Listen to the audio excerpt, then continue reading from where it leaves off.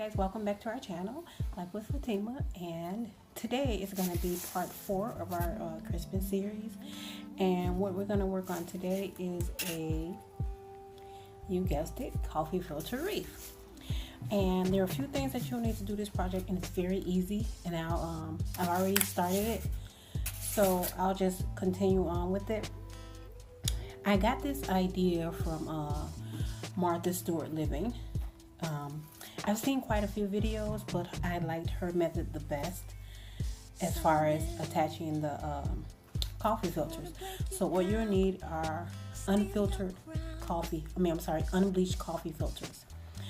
They're brown. I got these from Target. They're usually about $1.79 for 200, and they have another one that's like $1.98. So it just depends on where in the store that you get them. So this is the pack. These were in the section near where the coffee makers are, and they're the least expensive. And it's the same amount of filters, same size. For whatever reason, they're cheaper. If you go over to the food section of Target, get the same filters, same amount in the pack, $2. So it doesn't hurt to just look around a little bit.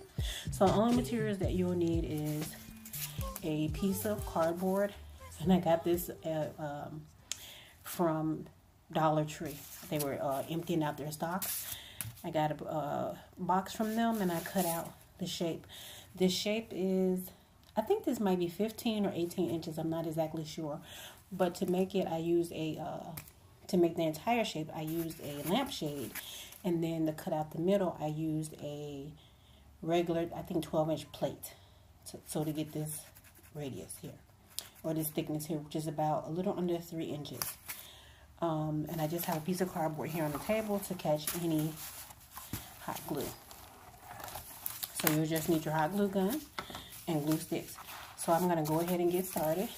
If you look here, I started already. And what I did was lay them on top. So I'll show you how I did that. So you take a coffee filter. You fold it in half. Fold it in half again. Looks like a V. Fold it again. Looks like that. Makes an L shape. You want to make sure that you get, I put hot glue from here to here so that you'll have glue on the previous filter as well as the cardboard. So go ahead and you can start in any, from any corner that you like, or any edge that you like. So, some of them I lay on an angle. It takes about 3 across though to get the whole thing done. On Martha Stewart, she used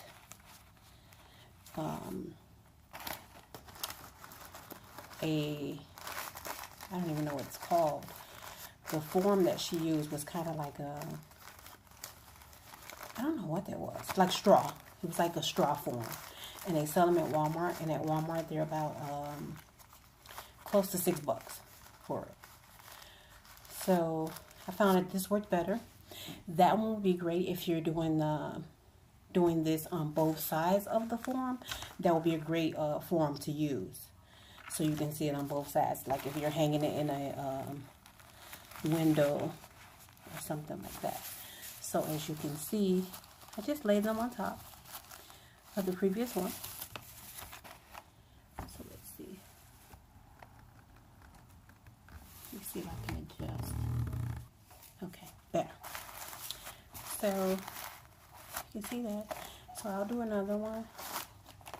It's up to you if you want to pre-fold them or not. It doesn't take that long. I've seen somebody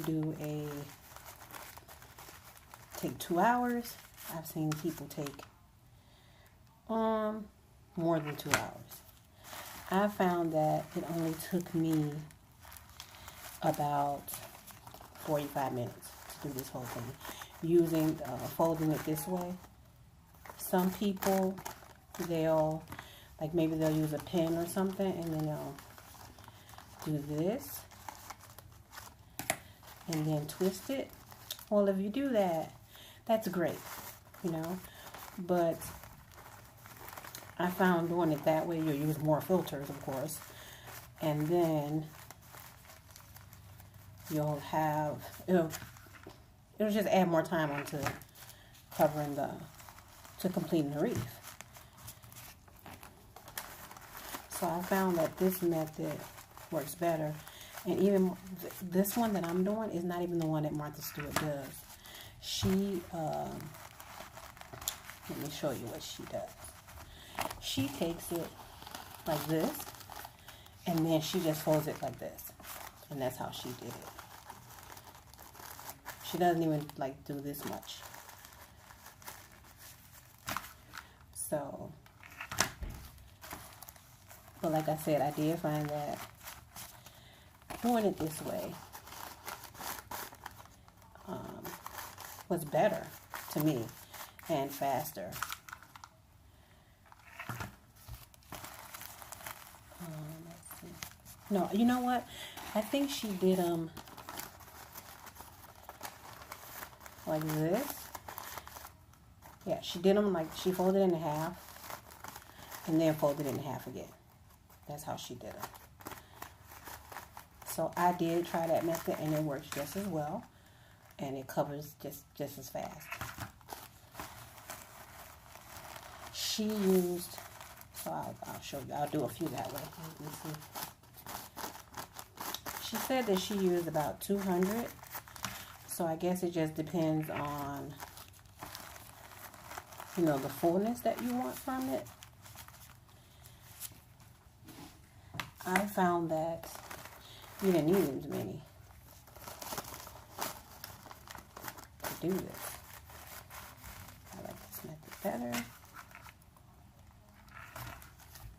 And like I said, you just want to make sure you have enough glue that'll cover the filter, as well as get some on the cardboard itself. So I won't bore you with going through the whole thing and watching me put this together. But you get the idea where I'm going with this. And after you're finished, and it doesn't matter like the neatness or anything like that, because everything is going to be covered up. Like some people, I've seen them paint the like the form and things like that, or cover the forms, like if they're using white or something like that. And I just found that you really didn't need to do all that. Maybe because I'm using cardboard that's similar to the coffee filter, that may make a difference. But I just found that you didn't need to do it. The one thing that I will say that I do like about this is that because the way they're spaced out, you know, there's openings. You can create openings to attach ribbon or things like that. And I'm going to show you one that I finished that I put on my door. I live in an apartment, so I don't have to worry about, my door is on the inside of a hallway, so I don't have to worry about, you know, this getting wet or anything like that, the elements. The second one that I'm making is going over the mirror over my fireplace. I like this color. I'm going with a kind of neutral theme, so that's why I wanted to do this one. I probably will do a white one as well. And I'll show you, like this, my door is brown, so when I hung this on the door, it almost faded into the door. Like it was really hard to see a lot of the difference between the wreath and the door, which kind of sucked. So if you have a situation like that, you know, you can of course always use white, or you embellish it, and once you embellish it, it'll stand out. So you can see how fast this is going. Take a few more off. It's fast. faster if you, of course, separate them.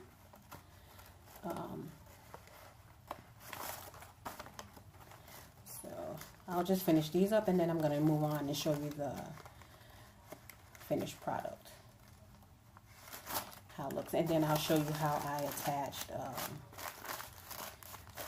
my embellishments to this.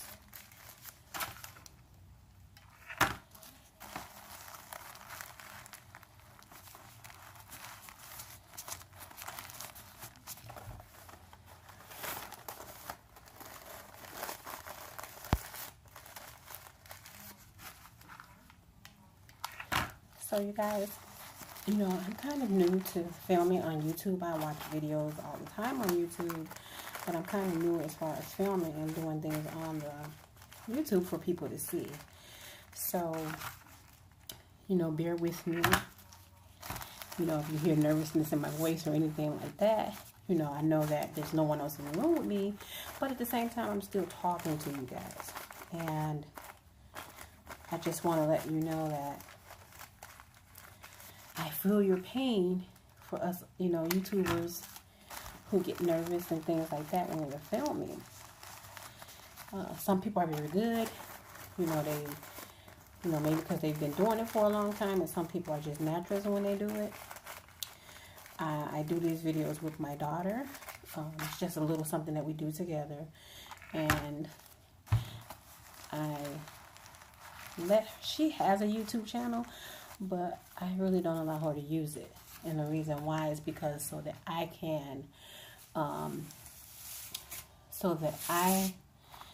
can monitor what she's putting on YouTube. And she's not completely familiar with uploading new videos. She's only 11, so that way I can manage what she's doing and look at what she's doing and things like that before it gets on the internet. So what I did want to show you also is in this. Okay. So here, you can see that here, it's where I split the direction of the filters, so they're back to back. So you'll notice that some of these are taller than the other ones, and that's okay, because there's room you can cut and trim it, and you won't lose like the wrinkles and things like that. And then when you see like little openings like this, you can also, let me show you,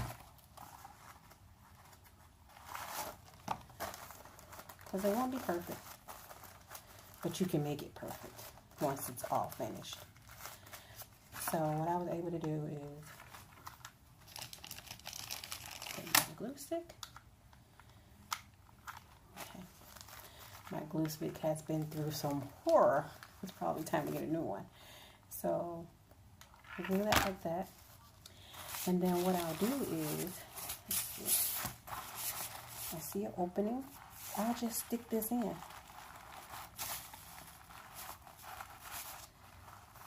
And fill that piece in. And you see here is where I added the piece in to fill that hole. So you can do it like all the way around that way to fill the holes if you want. You know, it's not something that's necessary. Once it's up against a door or a wall or something like that, you won't see it. So it's just up to you, you know, how you want it to, you know, what the finish look, how you want it to look. So what I'm going to do right here is, and because I want to move along and I want to spend a lot of time, so what you can also do is, like, this is some twine that I got from like the Dollar Tree. So I got these. It's not my intention to use them on the wreath, but if you have something like this, and these were at the Dollar Tree, they were 2 for $1. So my intention when I got these was, you know, because I was doing such a neutral theme, I did realize that, you know what, I'm not sure how everything is going to look because everything is neutral. So, but I didn't want glitter. So that was the hard part. So this isn't glitter. They're like kind of like maybe it's glitter on there. I don't know, but it doesn't flake off. And that was my biggest issue. So let's say you wanted to use this to fill in. Let's turn this around. Okay. To embellish the wreath. So you could, let's see, open this up between the filters, and you could lay it right between the filters. You can also take the twine as well, and you want to lay it on top so that it goes across the stem. You can cut the stem because mine is a little bit long, but this is just for demonstration. So once you have it on there, let's see if I can.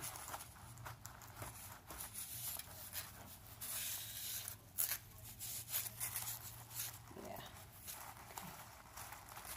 Oh, it bends. Okay. So since it bends, what I did was I just wrapped it around the back to bend. And then all of that is hidden. So if you wanted to use it someplace else, you could. Somewhere else in the house, at another decor. So it looks something like this. So now what I'm going to do is show you the one that's on my door, which is a completed one. So bear with me.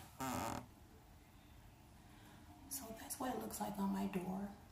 I'm in the hallway, so I got a little quiet, I'm sorry. The light isn't great. But if you look closely, I'll make a shadow. Here, what I did was I made a ribbon. And this is like some ribbon that I got from the Dollar Tree as well. And this is some of that berries that they have on the stand in the Dollar Tree also. And all I did was to use some of that twine, tie it around the ribbon, which is what keeps it together in the middle, and wrapped it around the wreath. And then I just used the same ribbon, and up top, it's just stapled. I use my staple gun to staple it. So, and you can see what I was talking about how it is really close to the color of the door. So I think that adding those two pieces on there kind of made it stand out a little bit more, and the texture as well. So also what you can do is, this is a form that I cut out, and I'm using this as a template for my handmade stuffed ornaments. So this is another option for that wreath. If you, let me move this off of.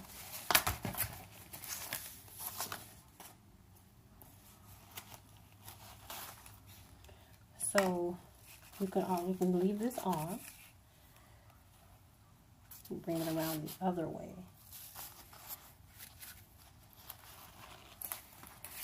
And bring it through. And you can take this. You could paint it. You can wrap it in twine. You can do whatever you want with it. Add glitter to it, anything like that. And you can use this, I wrapped it around the reindeer's neck. And you can also use this as a ribbon around the reindeer's neck. So you could do something like this as well. And just depending on the background or anything like that, you know, how that will look. You know, that's a nice option. Also, I have some scented pine cones. They were like 4 in a pack from the Dollar Tree. And they smell great. And you can just use that same twine, and you can hide the ribbon, or the twine, I'm sorry, underneath the pine cone, I don't know what they call limbs or something. And then it can look something like that. And then you can do like multiple ones or something like that, or you could hang them, you know, from the center as well. Or like I have these bells. So let me show you. This is just, you know, give you some ideas, give you some options and stuff like that. Of course, we'll do a tour later and show you guys how everything turned out and how we used all of the different projects that we'll be sharing on our channel. So you could do something like that, going all the way around. And you can also use those lights that they sell. They have these at the Dollar Tree. This is $20, but these you need to plug in. So, but they do have another one that's ran by a battery that could also wrap around this, and you can have the battery pack, I'm sure, in between the filters, and then you could light it up. So that's another option. So, and then also you could use these and glue it to the back of your forms, and then just kind of clip them on where you need to clip things on. Something like that. And the reason why I'm coming up with all these options and I'm not telling you to glue anything to the wreath is because you can keep this. You know, if you could wrap it in plastic, things like that when you're not using it, and it could go all year round. So you don't have to get rid of it if you're, you know, a wreath person and something like that. You know, if you wanted to do Easter, you could get some of those plastic Easter eggs and kind of glue those to a piece of string or make a garland with them and wrap it, intertwine it into the wreath. Let's see, if it's 4th of July, you can pick up some of those, what do you call it? They're like the little toothpicks with the little banners on it. You can like stick those in there with the little American flags on it.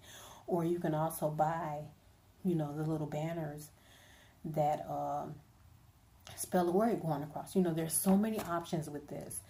And because you can easily, you know, stick stuff through there, it makes it easy to add on or take away, and you can keep it all year round. So my purpose was that I'm going to put one over my fireplace, and it's going to stay there all year round. The one on my door is going to stay there all year round.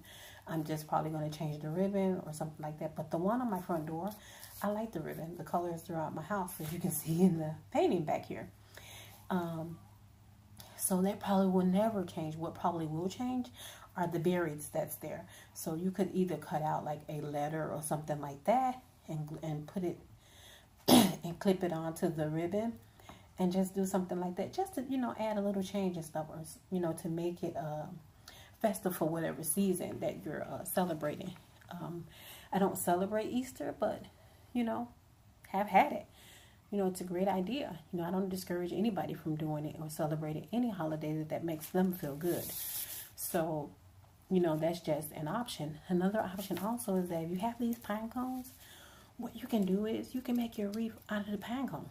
You know, you just start layering them on like this and make your wreath, and you don't have to glue them. You can just use the twine and tie them on, and then like in the spaces in between where you have like little openings, or, you know, they sell small pine cones so you can stick them in. Or if you do nuts at Christmas time or something like that, you can do clusters of nuts. And what I would suggest is maybe getting like a piece of paper or cardboard or something and gluing all the nuts to the cardboard and then tying it on. That way you'll have somewhere to run the string in between, and it doesn't have to be permanent. I'm all about, you know, being able to reuse things and do things a better way anytime. So without further ado, that's going to end our video for this series. Leave me a comment. Don't forget to subscribe to my channel. Also, if I visit your channel, I'll leave a comment so you'll know that I was at your channel, and I'll subscribe to your channel as well. So I love to return favors, and I love to support, support who supports me, So there are quite a few channels that I do follow that don't follow me, and that's fine. I haven't been on YouTube at, that long or anything like that. So just, subscribe to me like I subscribe to you. I would love to get one of those plaques that says, 10,000 subscribers, 1,000,000 subscribers and stuff like that. I know we all reach for that goal, and it's a nice thing and a validation for what you're doing and what we're putting out there, so that people will follow us and we'll do more videos. So without further ado, I'll end the video because I'm rambling now. And you guys have a great night. Thank you. Bye-bye.